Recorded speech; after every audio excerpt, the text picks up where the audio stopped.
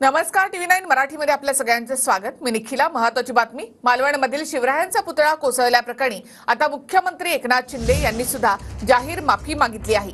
एकदा नाही तर 100 वेळा शिवरायांच्या चरणी डोकं ठेवून माफी मागेन असं मुख्यमंत्री म्हणाले आहेत। छत्रपती शिवाजी महाराज सर्वांचं दैवत असून यामध्ये राजकारण नको असं देखील मुख्यमंत्री एकनाथ शिंदेंनी म्हटलं। दरम्यान उपमुख्यमंत्री अजित पवार यांनी सुद्धा काल माफी मागितली होती। छत्रपती शिवाजी महाराज हे माझं आराध्य दैवत आहे आपल्या सगळ्यांचं। त्यांच्या चरणांवर, त्यांच्या पायावर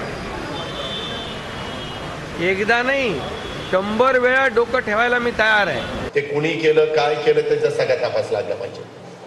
त्याच्या संदर्भामध्ये मी राज्याचा उपमुख्यमंत्री म्हणून सांगतोय, मी याबद्दल महाराष्ट्रातल्या 13 कोटी जनतेची माफी मागतो की युगपुरुष छत्रपती शिवाजी महाराज हे आपल्या सगळ्यांचं दैवत आहे आणि त्या दैवताचा पुतळा त्या पद्धतीने असा वर्षाच्या आत त्या पद्धतीनं ते नादुरुस्त होणं किंवा पडणं हे सगळ्यांना धक्का देणारी बाब आहे।